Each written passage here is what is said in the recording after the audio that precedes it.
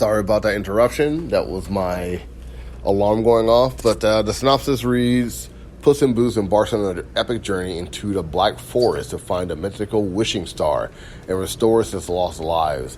But with only one life left, Puss would have to humble himself and ask for help from his former partner and nemesis, the captivating Kitty Softpaws. In their quests, Puss and Kitty will be aided against their better judgment by a ratty, chatty, relentless, cheerful mutt, Pierrot. Together, our trio of heroes will have to stay one step ahead of Goldilocks and the Three Bears, Big Jack Horner, and the terrifying bounty hunter, the Big Bad Wolf. Now, if you've been following these movies, like they're actually pretty good, like story-wise, and like they really syncs this all up together, like putting all this like in one fell swoop film, and like I'm kind of excited to see it, to be truly honest. So it's really cool to see this go out. Really cool to see how all this is going to play out. My kids are going to see this on Christmas Day, so you may get a review for me. Next up is Black Tail. It's a PC game. It's also on PS5 and Xbox Series X from the developer Parasite. The publisher is Focus House Interactive. And the synopsis read, create the myth of Baba Yaga by living out the origins of this classic Slavic folk story in Black Tail, the first-person action adventure.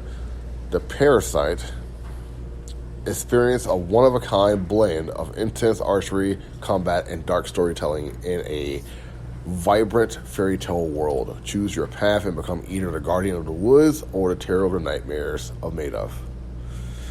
This seems pretty cool, actually. Like, I didn't know like it was going to play out like this. I try not to get into like the reading this beforehand, but that sounds pretty interesting. I wouldn't mind. It's an action shooter, first-person arcade game. Those are good categories. Next up is The Best Man, the final chapter. The synopsis reads, relationships involve a past grievance resurface and the unpredictable stages of midlife crisis meets midlife renaissance. It is a movie miniseries. It's the sequel from the movie The Best Man, and it's on Peacock.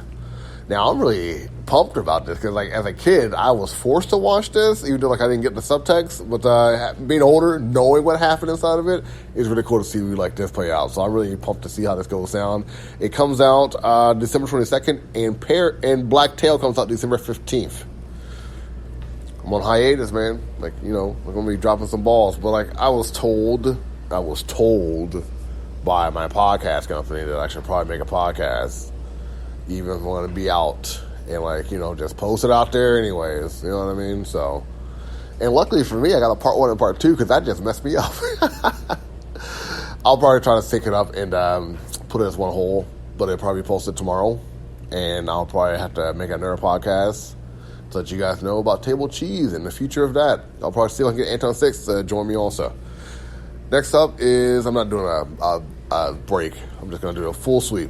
This is the comics to read, Dark Crisis of Infinite Earth, issue number 7. Now, Yo Nerd and I took a little break from reading this. Hopefully in 2023 we can come back to it and just like talk about the whole thing, read all of it, talk about it in one fell swoop. He's already given his review about it on his TikTok page, so check that out. Let him know what you think about that. But from what I've read, I kind of agree with him so far. Like, it's there's no substance, there's no consequences, which is how they sold this to us. Like, they're going to be actual, real life consequences to these characters inside these stories. Like these consequences are going to matter. They're going to change these characters' lives. I haven't seen any of that. I just haven't. Like, we didn't stop reading around issue number 4, so we'll see what happens. But the synopsis reads, Dawn of DC. The greatest darkness is defeated, but the final war has only just begun between the remaining heroes and Deathstroke's Dark Army. Who will be left standing? The Justice League and Infinite Earths have returned, but at what cost? Do not miss the shocking conclusion that launches the DCU in 2020. See, when you say DCU, and hear like James Gunn keeps saying DCU, I feel like they're going to combine these comics with the movies, and I really don't want that. And if that's the case, I guess I'm done with comic books for a while, or maybe I'll just turn into an indie guy, because I don't want that. Call it like you want to call it. I can say it sound how I want to sound, but like when you merge the comic books and the movies together, you don't get a good recipe. The writers is Joshua Williamson. The art is Rafi Sandoval. Next up is Black Panthers number 12. All This in the World 2. Book 2. Just as T'Challa thinks his past secrets lay buried with the dead, the true identity of his latest enemy has left him shaken. Even as he escapes capture and returns to the Avengers, Captain America isn't too pleased with Black Panther's role in creating these new terrorists for peace. The message is clear. If T'Challa isn't ready to be a team player, he doesn't belong on a team. With no kingdom, no Avengers, no allies, who is left to aid T'Challa in this monster of his own making? Sounds very Batman reading that. Wow, that sounds really cool. Is Johnny Ridley and German Peralta? I can do better than that. But yeah, that sounds really good. That's from Marvel Comic Books, clearly. Came out this week, 21st. And lastly, from Boom Studios, Stuff of Nightmares.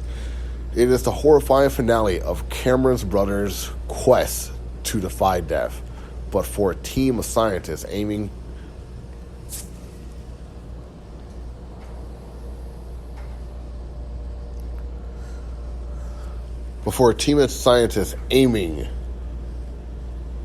to improve human life, their morality rate is shockingly high.